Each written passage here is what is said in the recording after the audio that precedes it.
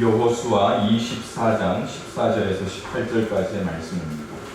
그러므로 이제는 여호와를 경외하며 하나님과 진실함으로 그를 섬기라. 너희의 조상들이 강 저쪽과 애굽에서 섬기던 신들을 치워버리고 여호와만 섬기라.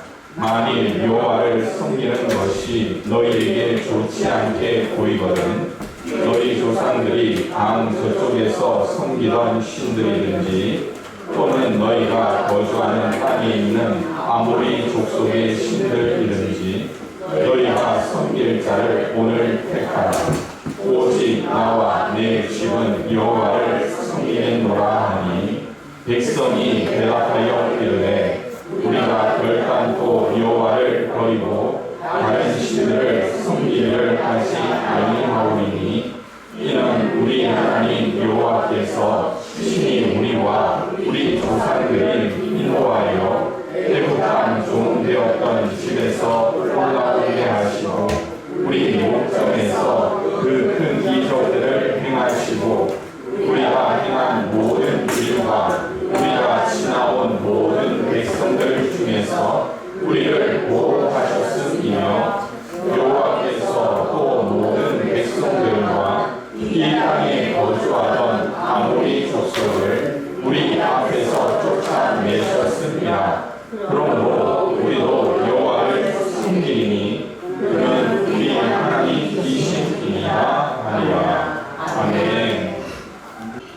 오늘 어버이 주일을 맞아서 어떤 말씀을 참 전할까라고 생각하고 있을 때에 평소에는 부모님에 대한 그죠? 부모님으로서 어떻게 효도를 받을 수 있을까라는 말씀에 우리가 포커스를 맞추고 말씀을 들었지만 오늘은 어떻게 해야지 우리 부모의 그 사명을 다할 수 있을까라는 생각을 한번 해보면서 말씀을 준비했습니다. 엊그저께 우리 막내 지윤이를 차에 태우고 유치원으로 이제 등원을 시키려고 하는데 지윤이가 저한테 그런 이야기를 해요. 아빠, 지옥은 어디 있어? 그렇게 저한테 질문을 합니다. 여러분, 하나님 나라에 대한 이 생각, 하나님 나라에 대한 이야기는 참 많이 했는데 갑자기 우리 지윤이가 지옥은 어디 있어? 하는 그 질문을 딱 받고 나서요. 잠깐 당황했습니다. 여러분, 지옥은 어디 있습니까? 지옥은 어디 있습니까? 제가 생각하면서 찬찬히 이야기해 줬어요. 우리가 나중에 죽으면 하나님 품에 안기겠지. 그러면 죽고 나서 우리가 하나님께 잘했다고 하면은 하나님 나라에 가게 되는데 거기서 하나님 나라 가지 못하고 칭찬받지 못하면 그 밑에 끝도 보이지 않는 반대편에 떨어지게 되는데 거기가 바로 지옥이라는 곳이야 라고 제가 이야기를 했어요. 그랬더니 지은이가 저한테 그런 이야기를 하더라고요. 그러면 하늘나라에는 할아버지가 미리 가 계시겠네. 나중에 나도 하나님 나라에 가면 예수님 만날 수 있겠네. 그렇게 저한테 이야기를 하더라고요. 얼마나 기특하였는지 그때까지만 그때까지만 참 기특하더라고요. 그런데 문제는 이 부모의 염려하는 바, 부모가 생각하는 이 신앙이 우리 아이들 세대로 전달될 수 있는가, 이것이 현실의 문제처럼 다가오고 있는 것을 보게 됩니다. 코로나19로 인해서 온라인 개학, 가정학습이라는 이야기를 가지고요, 자녀들과 함께 시간을 보내면서 처음에는 너무 가족들과 함께 하니까 좀 좋은 부분도 있더라고요. 같은 공간에서 이렇게 오래 저희 5 식구가 머물었던 적이 별로 없었거든요. 그런데 아이들의 삶을 보면 그 수업이 끝나면 외부 활동을 못하니까 집 안에서 뭘 할까요? 게임을 합니다. 유튜브를 봅니다. 스마트폰에 빠져서 살아가는데요. 최소한 이 스마트폰에 빠져 있는 하루 평균 시간이 5시간, 6시간 정도 된다라고 사회학자들은 벌써 이야기를 합니다. 그럴 때에 우리 아이들의 행동을 부모님의 자리에서 이해할 수가 있는가라는 질문을 해봅니다. 물론 편하기 위해서 자녀들의 삶을 터치 안 한다면 이해한다라고 볼 수는 있겠죠. 그러나 지금 아이들을 붙잡지 않으면 아이들은 이 영상기기, 영상매체, 온라인에 빠져서 헤어나오지 못하는 상황 속에 빠지지 않을까 하는 염려가 있습니다. 신앙의 측면에서 우리는 좀 더 생각해 봐야 한다. 사실 어릴 때 불렀던 찬양 중에 참 뭐 이런 찬양이 있을까? 나의 사랑하는 채 비록 헤어졌으나 어머님의 무릎 위에 앉아서 재미있게 듣던 말 그때 일을 지금도 내가 잊지 않고 기억합니다. 그런데요, 이게 여러분 이해가 되십니까? 어쩌면 우리 부모님 세대들은 엄마 아빠와 신앙생활 하셨던 분들은 또 내가 신앙생활하면서 우리 아이를 위해서 기도하면서 함께 아파할 때 부모로서 함께 아파했던 부모님들은 이런 마음이 내 속에 남아있어요. 저도 그래요. 저희 어머니가 병원에 입원하시면서 한 일주일 동안 좀 많이 걱정도 하고 저 혼자 좀 많은 고민도 했습니다. 그러면서 이 찬양처럼 내가 아이 때, 내가 우리 재윤이 만날 때, 내가 예진이 만날 때, 내가 아파서 누워있으면 엄마가 내 머리에 손을 얹고 눈물을 흘리면서 기도하던 그 모습이 저는 생생하거든요. 그런데 우리 아이들의 입장에서는 혹 부모님의 신앙생활을 이야기할 때 어쩌면 별천지 이야기처럼 듣고 있거나 나는 내 신앙, 내 삶을 살아가는데 왜 부모님의 신앙을 강요하느냐라고 묻고 있지는 않아요. 울더라도 씨를 뿌려야 한다라는 그 말처럼 오늘 우리는 과연 그렇게 살아가고 있는가? 그렇게 자녀를 양육하고 있는가? 그렇게 신앙적으로 존경받을 만한 부모님인가를 한번 되돌아봐야 하지 않을까요? 그래서 저는 오늘 여호수아 말씀을 여러분들과 함께 읽고 나누었습니다. 이스라엘 백성에게 그들을 택하시고 그들에게 자유를 주시고 그들에게 필요한 곳을 공급해 주신 하나님을 섬기든지 아니면 하나님의 부르심을 잊기 전 아브라함처럼 이 유브라데 강 저편에 가서 거짓 신들을 섬기는 타락에 빠지든지 여호수아는 선택하라고 말씀하고 있어요. 이러한 선택은 우리도 했던 선택입니다. 이제 우리 자녀들도 그 선택을 해야 될 때가 아닐까요? 만일 우리가 부모로서 거짓 신들을 택한다면 오늘 그러한 실수는 하나님의 은혜에서 벗어난 그런 옛 모습으로 되돌아가게 될 겁니다. 그뿐만이 아닙니다. 우리의 선택이 강 저편의 삶으로 빠지게 된다면 오늘 우리 자녀들 또한 그 영향을 받아서 강 저편으로 건너는 삶을 살 수밖에 없겠죠. 그러기에 저는 오늘 말씀을 마칠 때쯤 여호수아의 고백처럼 오늘 여러분들도 동일한 신앙의 고백을 할 수 있었으면 좋겠습니다. 오직 나와 네 집은 여호와를 섬기겠으니 오직 나와 내 집은 여호와를 섬기겠으니 내 사랑하는 아들아, 내 사랑하는 딸아, 너희도 하나님 앞에서 하나님 백성 그 이름이 되기 위해서 부모님을 밟고 일어서는, 부모님의 그 신앙을 디딤돌 삼아서 일어나는 신앙인이 되어라.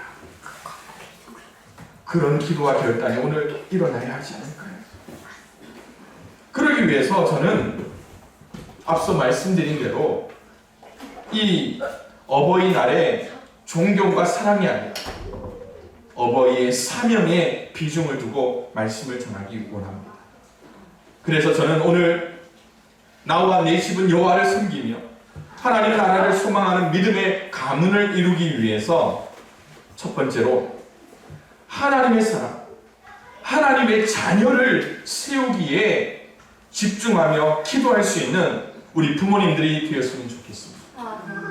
여러분, 한국의 사회가 많이 바뀌었지만 여전히 우리의 가정에 변하지 않는 모습이 있습니다. 그게 바로 가부장적인 모습입니다. 그래서 전통적인 가정의 체계에서 자녀들은요, 부모님이 시키는 거 다 해야 돼요. 왜 그렇습니까? 자녀는 부모의 소유물처럼 여겨졌던 거예요. 그런데 시대가 많이 바뀌었죠. 어떤 중요한 일이 생기고 중대한 사안이 생길 때마다 여전히 이 자리에 계신 우리 아버님들이 가장 많이 그런 마음을 가지고 계실 수도 있겠지만, 내 아들, 내 아이는 누구 겁니까? 내 것으로 우리는 받아들일 때가 참 많습니다. 그러다 보니까 하나님의 자녀라는 그 존귀함이 내 속에서, 나는 존귀함을 받을 수 있지만 내 자녀는 내 말, 내 시키는 대로 하면 좋겠다, 그렇게 생각할 때가 참 많습니다. 사무엘상 3장에 보면요, 제사장 엘리의 모습이 나오고 그 시대를 묘사하는 말씀이 나옵니다. 여호와의 말씀이 희귀하여 이상이 보이지 않고 눈이 어두워져 있다라고 말씀합니다. 눈이 어두워져 있다는 말에는요, 영안이 희미해져 있음을 상징적으로 나타내는 말일 수 있습니다. 엘리의 자녀들은 철저하게 타락했는데 이들의 타락 속에서 기성세대인 부모님이 할 수 있는 것은 아무것도 없었습니다. 다시 말씀드리자면 부모였던, 아버지였던 엘리의 모습은 자녀 양육을 포기한 상태였다라고 말하는 것이 당연합니다. 반면 그 시대를 살았던 한 여인이 등장하죠. 한나라는 여인이 등장합니다. 하나님이 이 한나를 통하여서 그 시대의 위대한 선지자요, 또 하나님의 사람인 사무엘을 허락해 주십니다. 그런데 여러분, 말씀을 보면 한나는 매년 드리는 제사보다 아예 사무엘을 하나님께 온전히 드리기 위해서 무엇으로 세우기를 원했습니까? 나실인으로 드리기를 생각합니다. 그래서 젖을 떼기 전에 이제 남자아이들 그리고 남성들은 성전에 가서 제사를 드리는데, 이 한나는 이 사무엘이 젖을 떼기 전까지 사무엘을 데리고 성전에 올라가지 않았습니다. 그러나 젖을 뗀 후에 사무엘을 성전에 데리고 가서 하나님 앞에 드리게 되는데, 그때 이 한나가 드렸던 제사 제물을 보시면요, 무슨 제물을 드렸는가 하면 수소 3마리를 드립니다.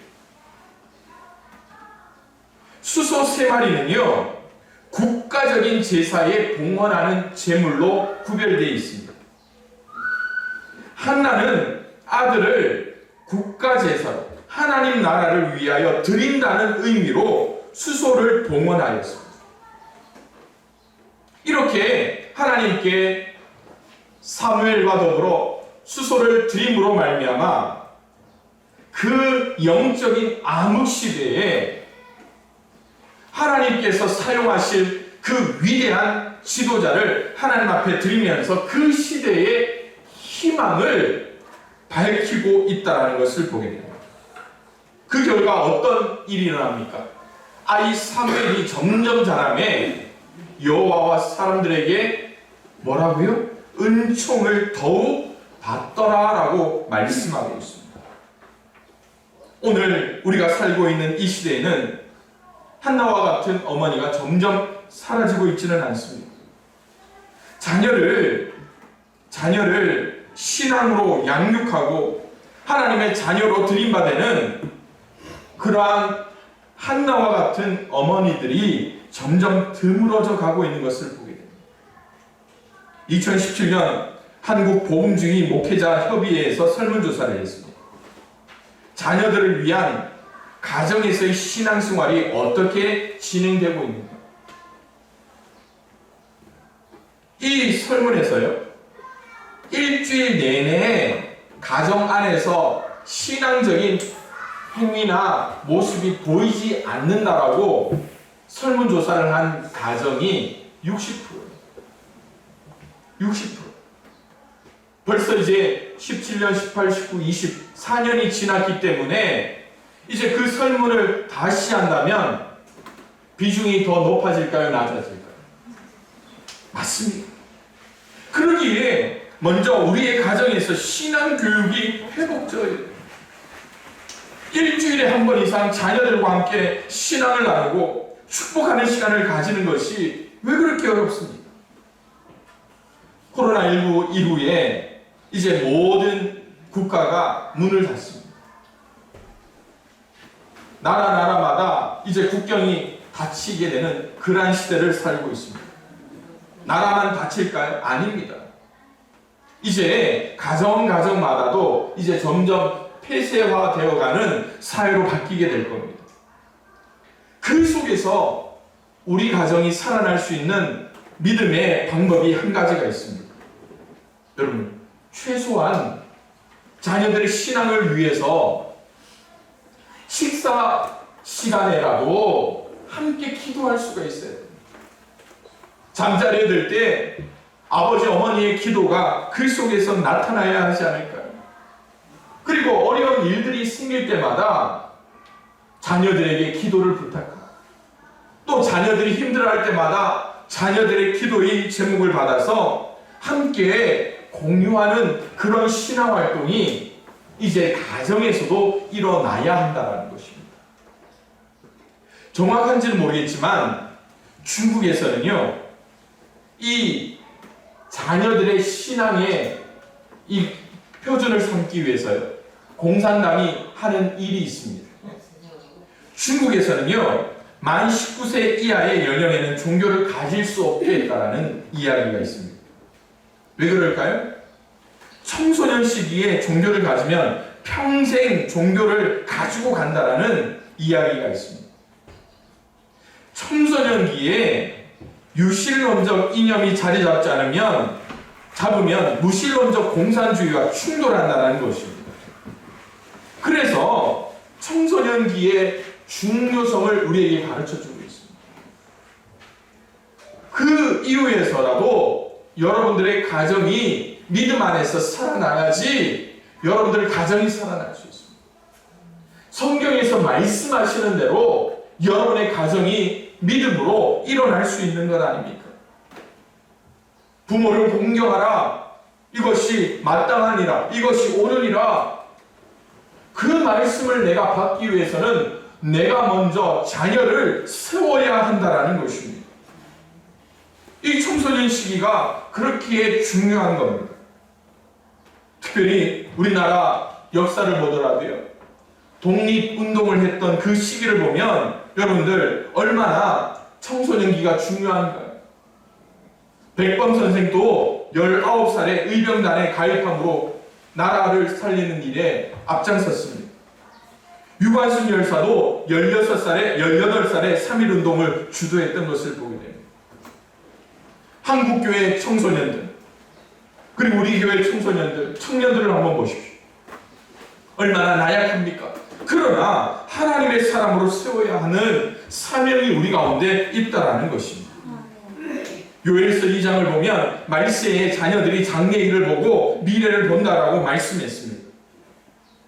그렇기에 우리의 자녀를 하나님의 말씀에서 키워야 하는 이유가 여기에 있는 것 아닙니까? 사랑하는 성도 여러분, 우리 부모님들은 하나님 나라의 주춧돌이 되어야, 하나님 나라를 위한 디딤돌이 되어야 됩니다. 그 디딤돌을 밟고 우리의 자녀들이 일어날 때에 우리 가정이 회복되어질 수 있고요, 우리 교회가 회복되어질 수 있고요, 이 대한민국이 일어날 수 있는 것 아닙니까? 그러한 소망을 가지고 저와 여러분들이 함께 자녀들을 위해서 희생하며 다시 한 번 더 일대를 살아갈 수 있기를 주님의 이름으로 부탁을 드립니다. 두 번째로, 오늘 우리가 우리 집이 하나님을 섬기며 하나님 나라를 소망하는 믿음의 가문이 되기 위해서 우리가 하나님의 자녀들이 믿음 안에서 자랄 수 있도록 우리가 그 미끄럼이 되어 줄 수 있었으면 좋겠습니다. 여러분, 지금 이 시대가 얼마나 악합니까? 앞서 제가 말씀드렸지만 이 이태원에 그 청년 젊은이들이 모였던 수천 명이 모였던 그 클럽이 여러분 상상할 수 없는 그런 클럽입니다. 그냥 술 먹고 춤추는 클럽이 아니에요. 거기 안에서 동성애가 이루어지고 젊은이들이 타락하는 장소가 그런 곳이에요. 그런데 뉴스를 통해서 보시면 아시겠지만 그 한 곳에서 젊은이들이 어디로 퍼집니까? 전국으로 다 퍼져나갑니다. 여러분, 얼마나 안타깝습니까? 악한 것들이 얼마나 이렇게 빨리 퍼져나갑니까? 추잡한 것들이 얼마나 이렇게 잘 퍼져나갑니까? 그러나 여러분, 우리가 그렇기 때문에 우리가 안도할 수 없습니다. 왜냐하면 우리 자녀들도 그런 것에 빠지지 않으라는 법은 없기 때문에. 말씀을 통해서 보면 이제 여호수아를 통하여서 요단강을 건너고 이제 또 다른 세대가 바뀌게 되는 모습을 보게 됩니다. 광야 세대, 광야의 만나 세대와 이제 요단강을 건너가서 새롭게 태어나는 세대가 이제 생겨나겠죠. 만나 세대, 그 말대로 광야에서 산전수전을 다 겪었던 사람들, 전쟁도 했습니다. 기근도 겪었습니다. 이방인들과 전쟁도 하며 피를 보았던 사람들입니다. 그런데 이들이 그 광야 세대를, 광야 시기를 복되게 살아갈 수 있었던 이유가 있습니다. 그들은 광야에서 불기둥을 보게 됩니다. 광야에서 구름 기둥을 보게 됩니다. 그리고 광야에서 매일 아침마다 주어지는 만나를 그들이 먹을 수가 있었기 때문에. 그러기에 신앙적으로 잠깐 흔들릴 수는 있지만 그들을 붙잡는 하나님의 임재가 그들에게는 상징처럼 나타나 있습니다. 그래서 여러분 잘 아시지만 여러분 나이가 먹으면 옛날 것이 굳어진다. 괜히 맛있는 음식을 먹으면 뭐라고 표현합니까? 엄마가 해주던 음식. 그렇게 표현하지 않습니다. 그런데 이스라엘 백성은 아마 이 적과 꿀이라는 가나안 땅에 들어가서도 힘든 일이 있을 때마다 아마 그렇게 했을 거예요. 아, 하늘에서 내리던 만나가 그립다. 뭐가 그리울까요? 하나님의 섭리가 그리울 수 있을 겁니다. 그러나 오늘 이 요단에서 새로 맞이하게 되는 세대의 모습을 한번 볼까요? 그들이 맞닥뜨리는 현실적인 문제는 이 여호수아의 고백처럼 이렇게 나타날 수 있습니다. 너희 조상들이 강 저쪽에서 섬기던 신들을 섬기든지 또 너희가 거주하는 땅에 있는 아모리 족속의 신들을 섬기든지라고 말합니다. 주변 상황 자체가 하나님을 믿을 수 있는 조건처럼 될 것 같지는 않았습니다. 이 말씀을 공동번역 성경을 통해서 보면 이런 이야기가 나옵니다. 우상을 섬기려면 섬겨라. 그러나 그 길은 죽음이다. 그래서 나와 내 집만은 하나님을 섬기겠다라고 이 여호수아가 강하게 말씀하고 있습니다. 오늘 우리의 자녀들은 그 문화 속에서 무엇이 옳은 것인지 무엇이 좋은 것인지 잘 구별할 수가 없습니다. 그저 그들의 마음속에 충동적으로 일어나면 거기에 빠지게 되는 거예요. 개구리를 끓는 물에 던져보십시오. 어떻게 될까요? 던져보지는 않았지만 과학자들은 그러잖아요. 개구리를 끓는 물에 던지면 뜨거워서 어떻게 한다고요? 벌떡 뛰어나간답니다. 그런데 이 차가운 물에 개구리를 넣어놓고 서서히 이 밑을 달구면 어떻게 될까요? 그 자리에서 헤엄치다가 그대로 죽어간다는 거예요. 오늘 여러분들은 판단력이 있고 또 지킬 만한 도덕적인 기준이라도 정해져 있기에 구별할 것은 구별할 수 있는 용기가 있지만 우리의 자녀들은 과연 그런 훈련이 되어 있을까요? 말씀은, 성경 말씀이 이렇게 말합니다. 복 있는 사람은 악인들의 꾀를, 죄인들의 길에 오만한 자의 자리에 앉지 않는다라고 말씀하고 있습니다. 우리의 자녀들이 삼아야 할 기준, 영적인 기준, 세상을 살아갈 만한 표준이 있다면 그것은 다른 어떤 것이 아니라 바로 하나님의 말씀이 되어야 하겠죠. 로마서 12장에도 분명히 말씀하고 있습니다. 너희는 이 세대를 본받지 말고 오직 마음을 새롭게 함으로 변화를 받아라고 말씀합니다. 그럴 때에 우리 자녀들에게는 분별력이 생기는 거예요. 무슨 분별력이 생깁니까? 하나님의 선하시고 기뻐하시고 온전하신 뜻이 무엇인지 분별할 수 있어요. 오늘 우리의 삶에서 자녀와의 그 관계 속에 신앙이라는 연결고리가 끊어져 버리면 우리는 나중에 우리의 자녀를 세상에 뺏기고 우리의 자녀를 세상에 그냥 떠내보내고 말 겁니다. 작년 이맘때에 제가 계속해서 썼던 말씀이 있습니다. 신앙의 밥상머리 교육이라는 표현입니다. 여러분의 가정이 살아나기 위해서 무엇으로 양육할 것인가를 우리는 고민해야 한다는 것입니다. 마지막으로 저는 오늘 말씀을 통해서 다음 세대, 좀 더 극단적으로 이야기하자면 지금 세대를 위해서 울며 씨를 뿌려야 한다는 것입니다. 오늘 우리가 지나면요, 다음은 있을까요, 없을까요? 여러분 다시 한 번 더 곰곰이 한번 생각해 보십시오. 여러분들의 삶이 10년, 20년, 아마 저를 기준으로 한다면 제가 오래 살 것 같습니까? 자, 제가 얼마를 살지는 모르지만 아마 여기 계신 분들과 더불어서 본다면 아마 제가 기준이 될 수도 있을 거예요. 저까지를 기준으로 해서 다 하나님 나라에 올라갑니다. 다음이 있을까요? 아마 우리가 이 모습 이대로 끝난다면 다음은 없을 것 같습니다. 그러기에 저는 다음이 아니라 지금 세대를 봤으면 좋겠어요. 그 지금 세대가 살 길은 성경에서 이렇게 말씀하고 있습니다. 17절 18절에 이는 우리 하나님 여호와께서 친히 우리와 우리 조상들을 인도하여 애굽 땅 종되었던 집에서 돌아오게 하시고 우리 목전에서 그 큰 이적들을 행하시고 우리가 행한 모든 길과 우리가 지나온 모든 백성들 중에서 우리를 보호하셨습니다.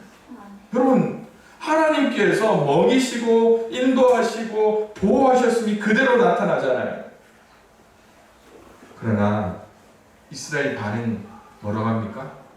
우리도 뭐 하겠다? 하나님만 섬기겠습니다. 여러분들도 아마 여호수아의 말씀 앞에서 하나님, 우리도 하나님만 섬기겠습니다. 우리 가정도 하나님만 섬기겠습니다. 아멘 하시겠죠? 그런데 놀라운 일이 있습니다. 이 이스라엘이요, 한 세대가 가기 전에 벌써 다른 신들에게 빠집니다. 한 세대를 몇 년으로 잡습니까? 30년으로 잡습니다. 한 세대를 30년으로 잡습니다. 30년이 채 가기 전에 이미 이스라엘은 자기들이 좋아하는 신을 따라 기웃거리고 있더라. 그 말씀대로 30년이 지나면 참 잘 살았다고 할 수 있겠다. 나를 포함해서 내 자녀까지 60년의 신앙을 지키면 참 잘 살았다고 할 수 있겠네. 내가 살아서 받아낸 우리 손주들까지 생각하면 100년을 신앙을 지킨다면 진짜 하나님 앞에 가서 부끄러움 없겠네. 그런데 그게 쉬울까요? 아니에요. 우리 다혜 자매가요. 다혜 자매 이야기를 좀. 다혜가 아니라 다혜 자매. 다혜 자매 아버님은 목사님이세요. 다혜 자매 아버지의 아버지도 목사님이세요. 쉽게 말씀드릴게요. 다혜 자매 할아버지, 아버지 두 분 다 목사님이세요. 얼마 전에 교회에 방문해서 차 한잔 마시면서 이런저런 이야기를 나누는데 할아버지의 제목이 하나 있어요. 우리 손주 중에 한 명이 목사가 되면 참 좋겠는데 다혜 오빠가 그렇게 거부하고 목사는 얼마나 속상해요. 그랬더니 다혜 아빠 목사님이 조카죠? 조카 아버지 잠깐 계셔보세요. 그 조카가 목사 할 수 하면 되겠죠. 얼마나 서운해하는지. 그런데 여러분, 뭐 목사라는 그 일 자체에 비중을 두는 게 아닙니다. 신앙의 전수마저 끊어지는 집들이 얼마나 많습니까? 그렇지 않을까요? 그러기에 우리에게 필요한 것이 무엇일까요? 앞서 제가 말씀드렸죠. 우리가 뿌릴 수 있는 것이라면 지금 뿌려야 된다는, 눈물을 흘려야 된다는 것이죠. 예수님 십자가 앞에서 우는 여인들에게 너와 내 자녀를 위해 울라고 말씀하셨습니다. 우리의 자녀들 앞에서 앞으로 어떤 삶이 다가올지 예수님은 알고 계셨기 때문에 자녀들을 위해, 지금 세대를 위해 우리는 얼마나 울고 있고 예수님의 마음을 품고 있는지 우리는 한번 생각해 봐야 돼요. 여러분, 자녀들의 세대를 다시 한번 더 말씀드립니다. 선교학에서요, 복음화율이 5% 밑으로 떨어지면 미전도 종족이라고. 믿는 그 세대가 5% 이하로 떨어지면 미전도 종족. 지금 우리 부모님 세대는 우리 한국적인 사회로 볼 때 15%, 20%라고 복음화율을 이야기합니다. 10대 이하의 우리 자녀들의 복음화율은 5% 이하가 되고 있습니다. 벌써 이 세대가 기독교가 들어온 지 130년이 채 되지 않았는데 130년이 된 이 시점에서 이미 벌써 우리에게는 다음을 기약할 수 없게 되었다는 것이죠. 사랑하는 성도 여러분, 여러분들의 가정에 특별한 은혜가 있기를 원합니다. 여러분들의 자녀에게 특별한 은혜가 있기를 원합니다. 부모로서 가져야 할 특별한 하나님 나라의 사명을 가질 수 있었으면 좋겠습니다. 그것이 바로 여러분들이 하나님 나라의 주출돌이 되는 거예요. 하나님 나라의 디딤돌이 되는 겁니다. 그래야지 여러분들이 살아날 수 있는 것 아닙니까? 우리 옆에 분들과 이렇게 인사해 봅시다. 당신은 하나님 나라의 주출돌입니다. 나는 하나님 나라의 주출돌입니다. 나를 밟고 우리의 자녀가 일어나기를 원합니다.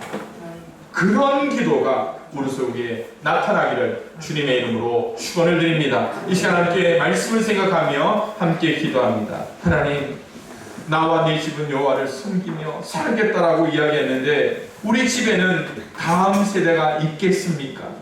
하나님, 내가 하나님 나라의 주춧돌이 되어 우리의 자녀들이 나의 믿음을 밟고 일어나며 하나님 앞에 귀하게 쓰임받을 수 있도록 인도해달라고 오늘 말씀을 생각하며 함께 기도하며 나가겠습니다. 기도합니다.